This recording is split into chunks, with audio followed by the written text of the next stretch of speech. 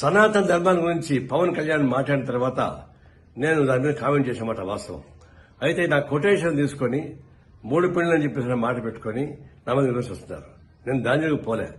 సనాతన ధర్మంలో విడాకులు ఉంటాయా? నేను అడిగిన ప్రశ్న అది.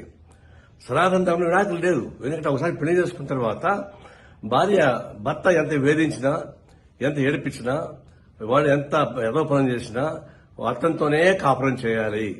భర్తని వ్యతిరేకిస్తే ఆయన పాపానికి పోతారు అని, భర్త చనిపోతే చితిమంటల పైన భార్యని కూడా తగలబెడతారు అనేది దాని సారాంశం. అలాంటి సారాంశం నెత్తికెక్కించుకొని పవన్ కళ్యాణ్ మాట్లాడుతున్నప్పుడు మరి విడాకులే లేనప్పుడు మరి మీరు ముగ్గురికి విడాకులు ఇచ్చారని చెప్పేసి ప్రశ్న నేను ముగ్గురు ఒకసారి పెళ్లి చేసుకొని చెప్పలే. విడాకులు తీసుకొని పెళ్లి చేసుకున్న మాట వాస్తవమే, అది నాకు ఇప్పుడు తెలుసు. నేను దాని వరకు ఇప్పుడు పోలే. నేను ఫస్ట్ టైం అంటున్నా. సనాతన ధర్మంలో విడాకులు లేనప్పుడు మరి మీకెందుకు అది వర్తిస్తాండి అన్న దాని మీద ఊరికి నా మీద మాట్లాడుతున్నారు. ఇప్పుడు మనం చెప్తున్నాను, అది అరాచకమైనటువంటి సనాతన ధర్మం. అది ఆ ధర్మ వ్యవస్థ మొత్తం వెనక్కి తీసుకెళ్లేటువంటి క్రూరమైనటువంటి చర్య అది.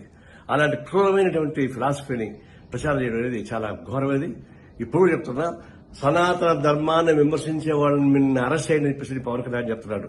నేను చెప్తున్నా, సనాతన ధర్మాన్ని సమర్థించే వాళ్ళని అరెస్ట్ చేయమని చెప్పేసి చెప్తున్నా. పవన్ కళ్యాణ్ వాళ్ళని అరెస్ట్ చేయాల్సిందే. అది మన సెక్యులరిజానికి, ప్రజాస్వామ్యానికి, మన రాజ్యాంగానికి అర్థం పట్టే పద్ధతిలో ఉంటుంది. కాబట్టి సనాతన ధర్మాన్ని విమర్శించే వాళ్ళని కాదు, సమాజం సమర్థించే వాళ్ళని చర్య తీసుకోవాలని కోరుతా ఉన్నా.